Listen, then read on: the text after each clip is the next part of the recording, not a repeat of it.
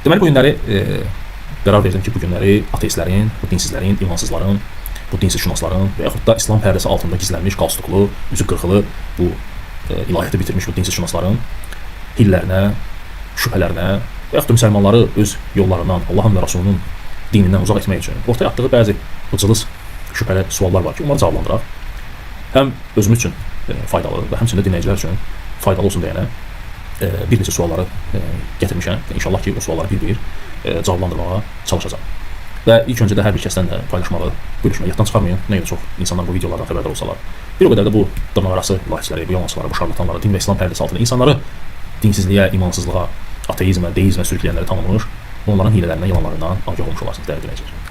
Deməli, birinci və ən çox bu sosial şəbəkələrdə qarşıma çıxan suallardandır ki, nə üçün Allah Taala Quranda bu qədər and içir?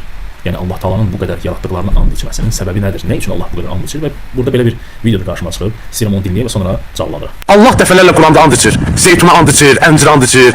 And olsun zeytuna, and olsun əncirə, küləyə and içir, gecəyə and içir, səhərə and içir, dağa and içir və s. Burada sual doğru. Yeri, göyü, kainatı yaradan bu Allah niyə bu qədər and içir? Və yaxud da yeri, göyü, kainatı yaradan Allah öz yaratdıqlarına niyə and içir? Sual verir, deyir ki, nə üçün Allah Taala göyləri və yeri yaratdığı halda bu qədər and içir? Ümumiyyətlə, yəni ilk öncə bilmək lazımdır ki, and içmək nədir? Yəni and niyə görə içilir? Və bilirsiniz ki, İslam dinində and içməyin qaydaları var, hansı ki, İslamdan öncə də, cahiliyyə dövründə də insanlar Allahdan qeyrisini and içirdilər. Kimsə görsən atasının canına, kimsə anasının canına, kimsə çörək and içir, kimsə işıq and içir və s. kimi. Yəni bu and içmələrin formaları həmişə olub. Və yaxud da Məkkədə, Mədinədə bütlərin olan vaxtı insanlar o bütlərə and içirdilər. Lakin İslam dini gələndən sonra bütün bu andları nə etdi? Allah Subhanahu qadağan etdi. Və Peyğəmbər sallallahu əleyhi və səlləm hədislərində buyurur, kim Allahdan qeyrisini and içərsə, artıq nədir? Şirk etmiş olur və yaxud da o insan deyir, başqa rivayətlərə gəlib, la ilahe illallah desə. Ona görə də and içməyin formasını İslam dini bizə öyrədib. Vallahi, billahi və tallahi bu üç dənə and formasıdır. Hansı ki, Allahın Rasulü bizlərə öyrədib və bu cürədə müsəlman bir kimsə and içməlidir. Və müsəlman bir kimsə də Allahdan qeyrisinə and içməməlidir. Allahdan qeyrisinə and içməyi İslam dinində olan kiçik şirk sayılır. Və bu kiçik şirk böyük günahdan da belə nədir? Cəzası şiddətlidir.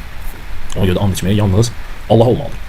Və Allah Taala da Qurani-Kərimdə 40-dan çox ayətlərdə and içmişdir. Yaratdıqlarını and içmişdir. Çünki biz etiqad edirik ki, göylərin və yerin, 7 qat yerin, 7 qat göyün və o əzəmətli ərşin sahibi və onların arasında nə varsa hər bir şey xəlq edən, yoxdan var edən Allah Taaladır. Və Allah Subhanahu taala öz yaratdıqlarını nədir? And içir. Lakin insana yaradıldığı üçün, insan özü də yaradıldığı üçün Allahdan qeyrisini and içmək qadağandır. Allahdan qeyrisini and içməyə nədir qadağandır? Allah Subhanahu taala isə bütün bu məxluqatın yaradıcısıdır, xaliqidir deyən Allah Subhanahu taala istədiyi and içir. Və söylədiyim kimi and içmək nə demək? And içmək hər hansısa bir şeyi gücləndirməkdir mənasında. Çünki insanlar niyə görə and içir dəyərli? İnsanlar qarşı tərəfi inandırmaq üçün və yaxud da özünə güvən qazanmaq üçün sən and içirsən ki, qarşı tərəf nə etsin? O sənin andını qəbul etsin, sənə inansın. Lakin insanların nəzdində bu belədir. Lakin Allah Subhanahu taala and içməsə də belə Allah Subhanahu taala sadiqdir.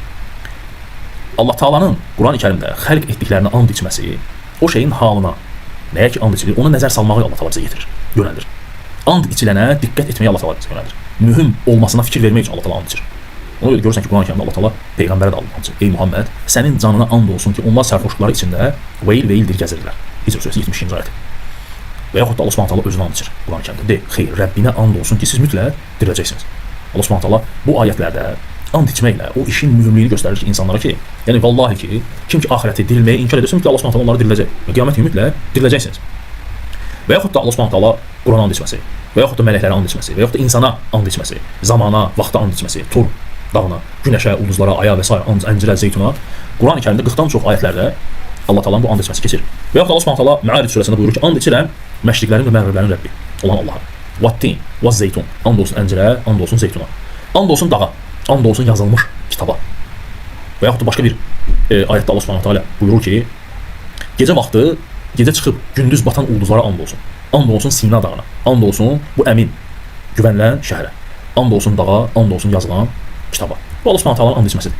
Allah Subhanahu taala Qurani-Kərimdə bir şeyə and içirsə, o şeyin nə qədər mühüm olmasını və insanları həmin o şeyə diqqət etməyə yönəltmək üçün. Əsla. Ona görə Allah Subhanahu taala yaratdıqlarını and içir. Allah Taala xəlq etdiyi üçün, yaratdığı üçün bu şeydən and içir. İnsan isə heç bir şey yaratmadığı üçün, özü yaradılmış olduğu üçün yalnız sənə əmr olunur ki, Allah'a and içir. Ona görə bu günləri insanlar qarşı tərəfi inandırmaq üçün görürsən ki, nədir? Allah Subhanahu taala'ya and içirlər.